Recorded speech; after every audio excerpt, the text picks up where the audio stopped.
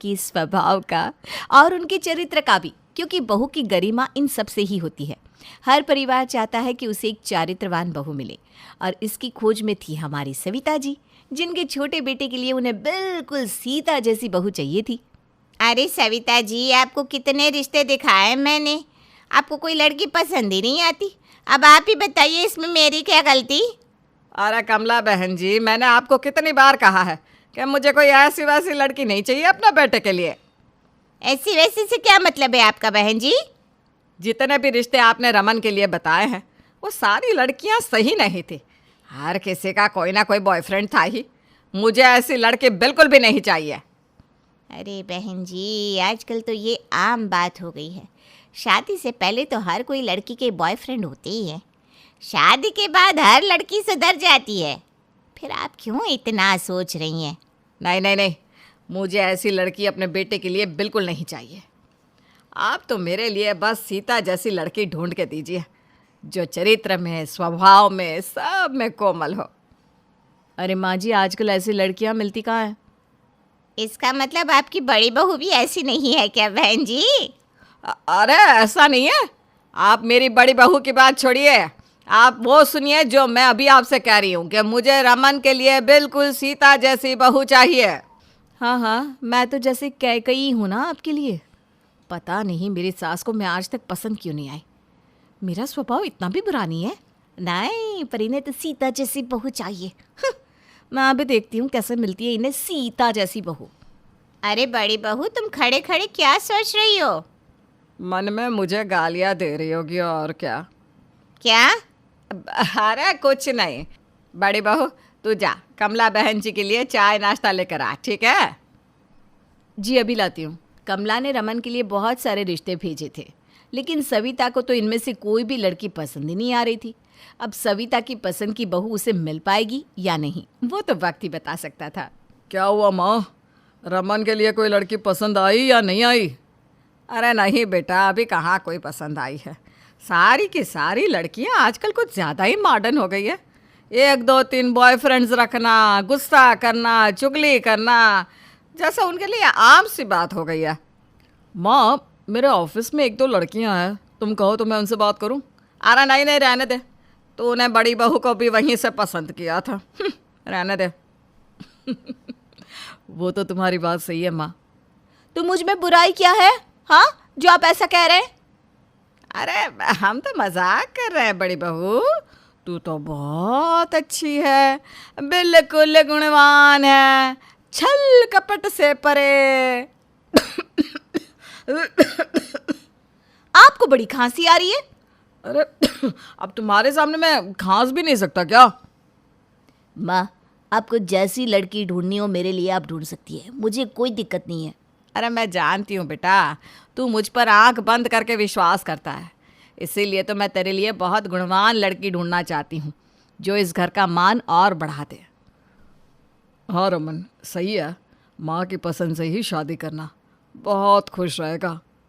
आपका क्या मतलब है? आप मुझसे शादी करके बहुत दुखी है क्या?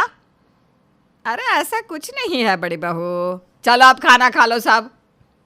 माफ़ कीजिएगा, कहना तो नहीं चाहिए, लेकिन आप जैसी लड़की ढूंढ रही है ना, ऐसी लड़की मिलना नामुमकिन है बिल्कुल भी। आप इंतज़ार करती रह जाएंगी। अगर कोशिश करो तो भगवान भी मिल जाते हैं, तो फिर ये तो लड़की है। मैं अपने रमन के लिए ऐसी गुणवान लड़की ढूंढ कर ही रहूँगी। हाँ, मैं भी देखती हूँ कैसे मिलती है आपको आपकी पसंद की गुणवान लड़की। सविता को विश्वास था कि वो ऐसी लड़की ढूंढ लेगी, और इसी आस में अब वो रोज़ मंदिर भी जाने लगी थी। हे भगवान, अब और कितना इंतज़ार करवाएगा। मेरी पसंद की बहू अब भेज दो ना। अरे सविता जी, अच्छा हुआ आप मुझे मिल गई।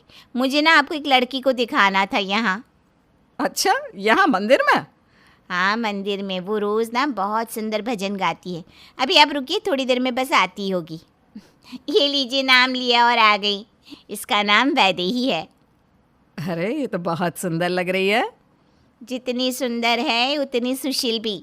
यहाँ मंदिर में भजन भी गाती है और घर का पूरा काम भी जानती है। अच्छा, तो आप इसे कैसे जानती हैं? अरे कुछ दिन पहले ही इसके पिताजी ने मुझे इसके लिए रिश्ता देखने को कहा था। मैं जब इसके घर गई तो इसके संस्कार देखकर मुझे आपकी याद आ गई। ये ना आपकी पसंद की लड़की है बिल्कुल। अरे ये तो बहुत सुंदर गा भी रही है सच में। इसके चरित्र के बारे में पता किया आपने? कोई चक्कर वक्कर तो नहीं है? अरे मैंने पूरी जांच की है, आसपास वालों से भी पूछा है। सबका कहना है कि ये बहुत अच्छी लड़की है। अरे वाह, तो फिर देर किस बात की, आज ही इसके पिताजी से हम रिश्ते की बात करते हैं। रमन और वैदेही, इनके तो नाम भी राम और सीता की तरह है। आखिरकार सविता को अपनी पसंद की बहू मिल ही गई। अब तो वो जैसे सातवें आसमान पर थी। अब तो उसने बिना देर किए रमन और वैदेही की शादी का मुहूर्त भी निकलवा दिया। अरे बहन जी, आपको भी सहपरिवार आना है, ठीक है? कोई बहाना नहीं चलेगा। मेरे रमन और वैदेही को आकर ज़रूर आशीर्वाद दीजिएगा। खुश तो ऐसे हो रही हैं जैसे खुद की शादी हो। जब से ये वैदेही इन्हें मिली है, मेरी सास को जैसे स्वर्ग मिल गया है। जाने दो, मुझे क्या इससे। सारी लड़कियां एक जैसी होती है। आने के बाद मेरी सास को भी पता लग ही जाएगा। अरे कविता बहू, अब मन में सुकड़ना बंद कर, चल शादी की तैयारियों में लग जा। हाँ हाँ, बस काम ही तो कर रही थी मैं। सविता ने रमन और वैदेही की शादी बड़े ही धूमधाम से करवाई और वैदेही का स्वागत भी बड़े जश्न के साथ किया। छोटी बहू, ये ले मेरी तरफ से तेरे लिए तोहफा। अरे माँ जी, इसकी क्या ज़रूरत है? मेरे लिए तो आपका आशीर्वाद ही काफ़ी है। मैं जानती हूँ बहू, तुझे इन सब की लालसा नहीं, लेकिन मैं ये चाहती हूँ कि तू ये हार पहने, ये तुझ पर बहुत अच्छा लगेगा। अब आपकी इच्छा मैं कैसे टाल सकती हूँ माँ जी? माँ, आखिर तुम्हें तुम्हारी पसंद की बहू मिल ही गई, अब तो खुश हो ना? अरे मैं तो इतनी खुश हूँ कि सातवें आसमान पर पहुँच गई हूँ। संभल के माँ जी, कहीं आप सातवें आसमान से नीचे ना गिर जाए झटके से। तो उसकी चिंता मत कर बड़ी बहू, मैं नहीं गिरूंगी। चलो अब तुम दोनों भी आराम कर लो, थक गए होंगे। सविता की खुशी का कोई ठिकाना नहीं था और वैदेही भी पूरी कोशिश कर रही थी कि वो अपने नए ससुराल में सबका दिल जीत सके। आइए, सब खाना लग गया है। आज मैंने सबके लिए हलवा पूरी बनाया है। अरे वाह, क्या खुशबू आ रही है। अरे तुम तो हम सबकी आदत ही खराब कर डालोगी अच्छा अच्छा खाना खिला के। आखिर बहू किसकी है? अरे किसकी चिट्ठी है? किसी वैदेही के नाम पे है। मैं ले लेती हूँ चिट्ठी। अभी परसों ही तुम्हारे नाम पर एक चिट्ठी आई थी ना? तुम्हारे माता पिता इतना याद करते हैं क्या तुम्हें? हाँ, उन्हें मेरी बहुत याद आती रहती है, इसलिए मैं ये चिट्ठी अंदर रख कर आती हूँ। हाँ हाँ ठीक है बेटा। 3 दिन में 2 चिट्ठियाँ? कौन लिखता है अपनी बेटी को? अरे जिनकी बेटियां अच्छी होती हैं ना, उनके माता पिता लिखते हैं कविता, तुम नहीं समझोगी। आप तो चुप ही कीजिए, समझे? जब देखो मेरा मजाक बनाते रहते हैं। अरे वैदेही, तेरे चेहरे का रंग क्यों उड़ गया? सब ठीक तो है ना बेटा? हाँ हाँ, सब ठीक है माँ जी। आप खाइए ना हलवा पूरी।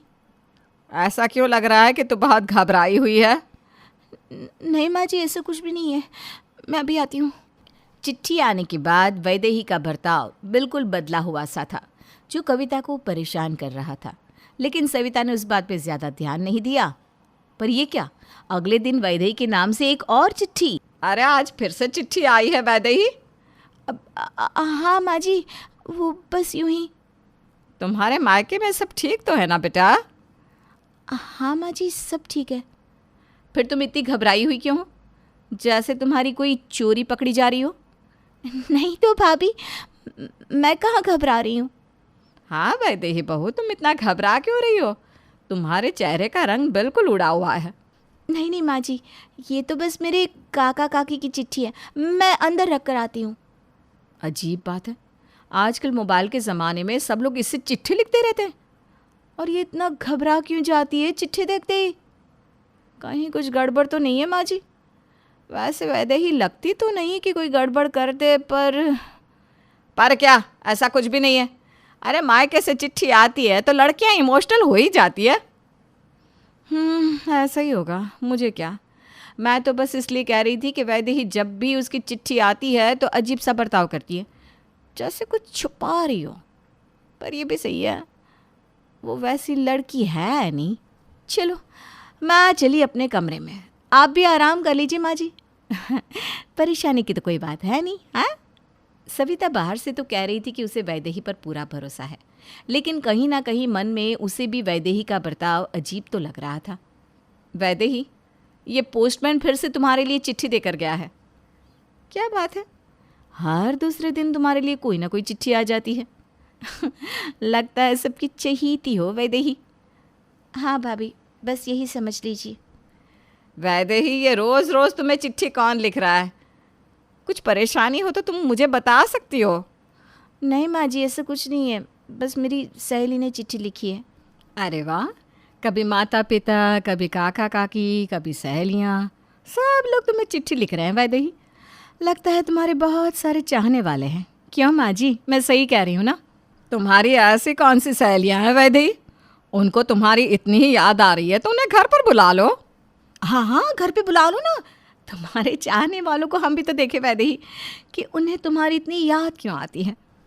ज़रूर बहुत गहरा रिश्ता होगा माँ जी, तभी तो हर दूसरे दिन चिट्ठी लिखते रहते हैं वैदेही को। एक काम करो, बुला ही लो आज उन्हें। नहीं माँ जी, इसकी क्या ज़रूरत है, उन्हें मुझे चिट्ठी लिखना पसंद है, यूं ही बस शरारत करती रहती है। अरे इतनी शरारत करना भी सही नहीं है बहू। कभी कभी आपकी छोटी सी गलती भी आपको बड़ी मुसीबत में डाल सकती है। ये तुम्हारा ससुराल है, यहाँ ऐसी चिट्ठियाँ भेजना क्या शोभा देता है? सॉरी माँ जी, मैं आगे से ध्यान रखूँगी इस बात का। ध्यान तो लगता है अब माँ जी को भी रखना पड़ेगा। क्यों माँ जी? एक काम करो, लाओ ये चिट्ठी मुझे दो, मैं भी देखूँ तुम्हारी सहेलियाँ क्या मजाक करती है तुम्हारे साथ। हाँ हाँ, लाओ लाओ, हम भी पढ़ के देखते हैं कि ऐसा क्या है इस चिट्ठी में। नहीं नहीं माँ जी, इसमें ऐसा कुछ भी नहीं है, मैं इसे अंदर रख कर आती हूँ, आप परेशान मत होइए। माँ जी देखिए, मैं आपको भड़काना नहीं चाहती, लेकिन सच में वैदेही की हरकतें कुछ सही नहीं लग रही।